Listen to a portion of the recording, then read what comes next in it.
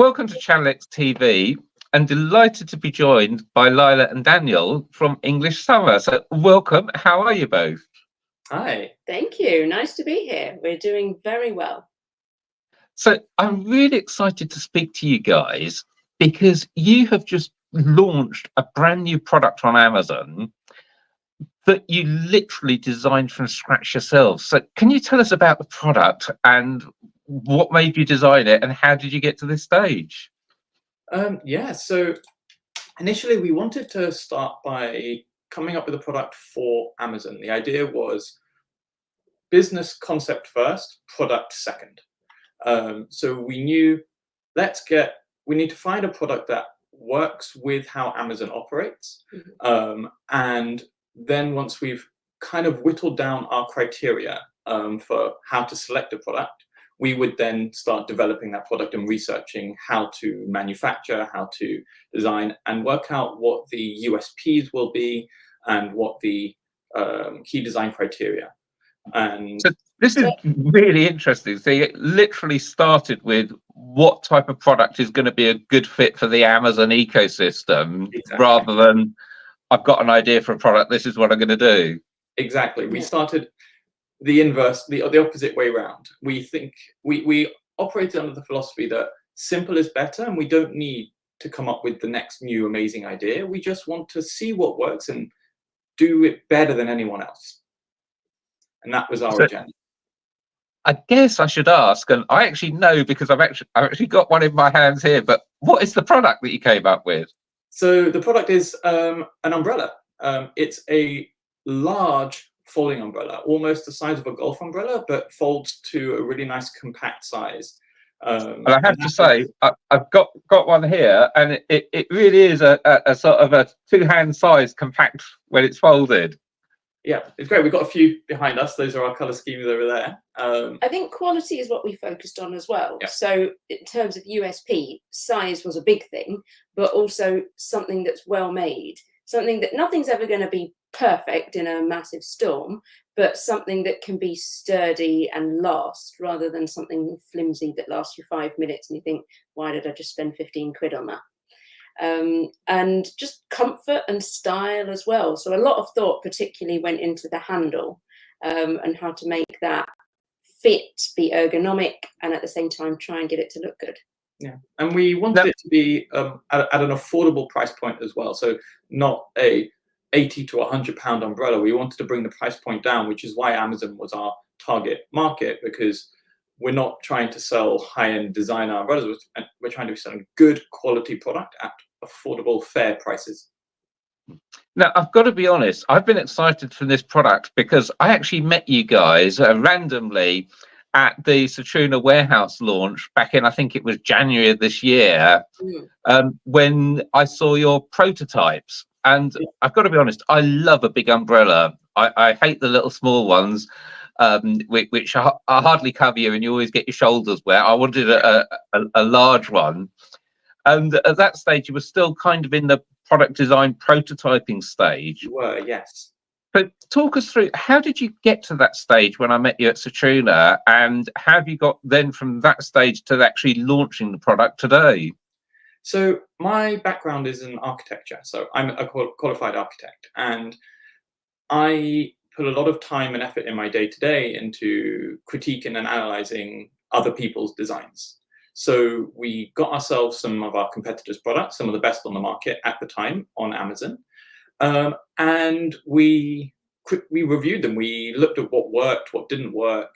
And we then sort of started put together a list of features that we wanted from that. And then we found manufacturers that we liked. Exactly. And I produced a set of drawings and concepts. And I sent it out to an absolute huge quantity of potential manufacturers on Alibaba. Really, it's the place to go if you want to get a product manufactured overseas. And so we got loads of different replies from people that we asked from, and those that sort of also wanted to suggest that they were good enough. And I was very specific in my criteria, and I produced a very detailed set of drawings. And anyone that didn't understand or couldn't get the requirements and sort of ignored them was immediately eradicated from the list. So Gotcha. it was a very rigorous process of, can you understand detail?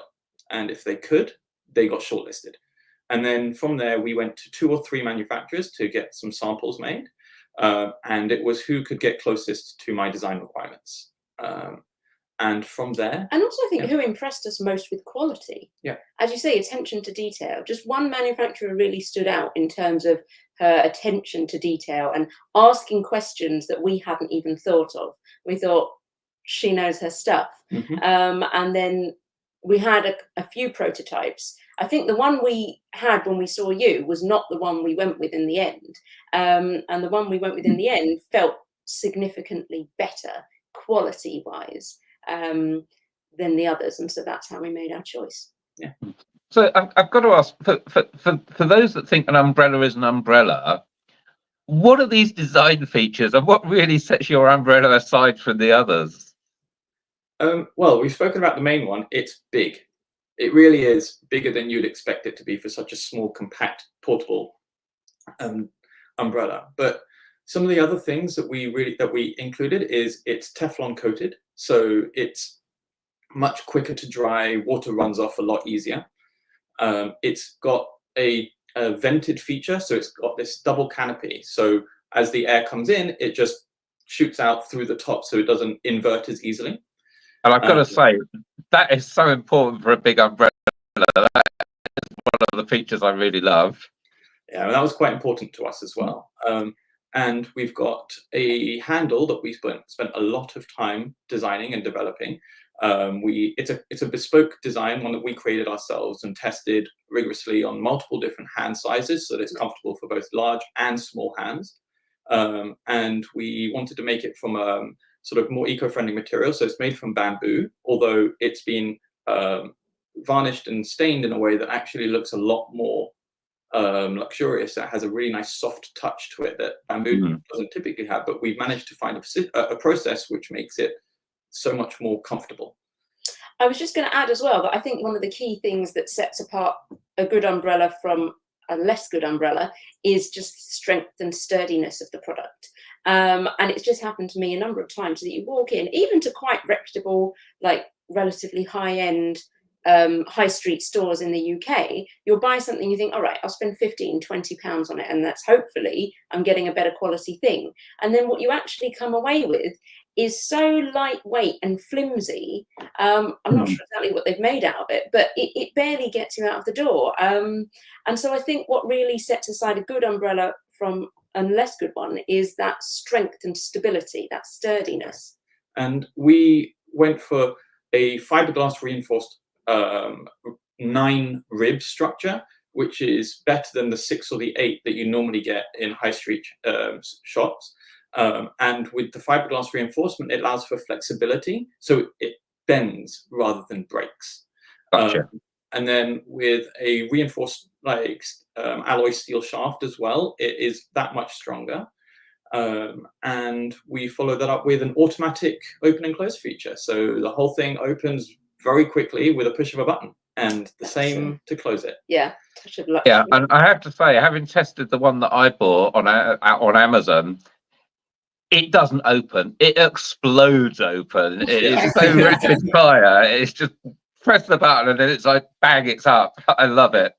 It's great. I mean, second it rains, you're ready. Yeah, and similarly, to get it down, you just press the same button again, and it's like, and then it's just pushed it up. Yeah. So we're very proud of it.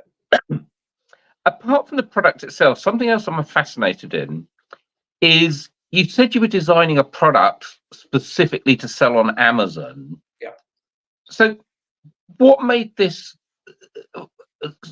great for Amazon? I'm thinking it's probably kind of the size, the shape of the packaging that it's in, but could it have been a couple of centimeters longer, or did you have to try and cut the size down to make it shorter or fatter or thinner? What constraints did Amazon put on you that made it a very cost-effective profile for the Amazon marketplace? So we're still tweaking that. It's an ongoing learning process, but we have weight restrictions, as in there are weight bands within the Amazon FBA system. So if you go over that threshold, even by 1 gram, you're into the next shipping pricing bracket. So we're trying to keep our weights down to the lower brackets where possible. So basically, the larger your product, the heavier your product, the more expensive it is to sell on Amazon. Yeah. I think that's why you don't get a lot of big, bulky products available on Amazon, because it's kind of prohibitive by the cost. And Amazon fees are expensive, even for the smaller items. Yeah. And then there is also how you market it and what you're offering. So we offer ours in a beautiful gift packaging, so that if you wanted to, you can gift it to people, because it is designed to be a beautiful product that everyone has an umbrella, but now no one you want a really good quality umbrella. People would appreciate that as a gift. And so we came up with this wonderful packaging to put it in. But from a lessons learned perspective, Amazon don't really care about the quality of your packaging, as long as it can be thrown around in the back of a truck and survive it. And ours, we didn't anticipate the way in which Amazon would treat our packaging upon their deliveries, their FBA. And so our packaging has been getting a little damaged. And so we have now learned what we need to do in the next batch to improve for the umbrellas. And I think it's important, if we're talking about it, to talk about the difficulties and the challenges, as well as the good things that have come out of it. And that has been a very interesting learning curve that has cost us a fair bit of money in the process. But we've worked out how to rectify our current product, and we've changed the design of the packaging completely for the next batch. Amazing. So I also want to talk a bit about sort of logistics and how you've set the business up. So I know I'm talking to you at home today, and I'm at home as well. Lots of us work at home, but you can't be storing the thousands of products at home. So how have you set up the logistics from the manufacturer through to Amazon FBA and the end user? So we didn't know this process at the beginning when we started. We didn't know how it all worked. And so we have a friend who helps out with Amazon consultancy and logistics. It was a big influence as to why we went into this industry, because we knew we would have a good network of support around us. So this guy runs a business called Sitruna, and they have a logistics department, Sitruna Logistics. And they had informed us that you cannot ship from your manufacturing factory in China straight to Amazon. You need an intermediary warehouse. And that's where Sitruna Logistics really comes into their own. You order your product and send it straight to their warehouse in the UK. And then from there, they help to make sure that everything meets the requirements of Amazon, make sure it's labeled correctly, and then sent to the right place in the right way, and assist you with your shipping process, making sure the labels are ordered correctly and everything is done in accordance with Amazon. And they have been absolutely vital to us. If we hadn't had them, we'd be very lost as to what to do. It's not an easy, simple, straightforward process. Fantastic. So absolutely amazing. Love your story. And we'll put a link below this video for anyone that wants to see the product on Amazon or buy an English summer umbrella. But what's next for the business? Where are you hoping to take the business now? So that's an interesting one. We've been talking about that a lot lately. Amazon is a behemoth of an industry, but because they are the market leader, they have the ability to kind of control your life. They have a lot of monopoly, and they're able to put their costs up incredibly high and be very difficult in a number of ways. And their seller support is not ideal. So it's actually, as a new business trying to break into e-commerce, Amazon is a very, very difficult way to do it, and probably becoming more difficult as time goes by. So my view certainly is that our next step should be moving towards alternative e-commerce platforms. And there's a lot that is springing up. And the newer the business that you work with, the cheaper the costs, and often the less bureaucracy. So they're often a lot easier to work with. So I think that will be our next plan. Probably sort of social media marketing and TikTok shop, that sort of thing. Yeah, and I think that's interesting, and I think it's kind of the chicken and egg situation often, that Amazon is such a behemoth, but they're really, really good, but you have to fit in with absolutely everything they want, whereas the newer platforms are sometimes a little bit more flexible, but that's because they haven't got to that sort of scale yet. But TikTok has got fulfilled by TikTok, so there's options there. I'm sure Sitruna can ship to them just as easily as to Amazon. Yeah, exactly. So be watching this space. Exactly. And again, a big shout out to Sitruna. Their logistics side of things also do direct to customer, so we can use Sitruna fulfillment like in combination with sell directly to customers, ship to TikTok, ship to Amazon. You know, they help us handle it all. So yeah, it's been really good. Well, a huge congratulations on bringing such a fantastic product to market. And I'm really glad I saw you sort of partway through the journey with your prototype designs, and congratulations for having it finally fully on sale on Amazon with other platforms to come. Thank you. So I'll hopefully be back in the future to find out how things have progressed. That would be lovely. That'd be great. Thank you. Thanks so much for your time. Thank you. You too. See you soon. Bye-bye.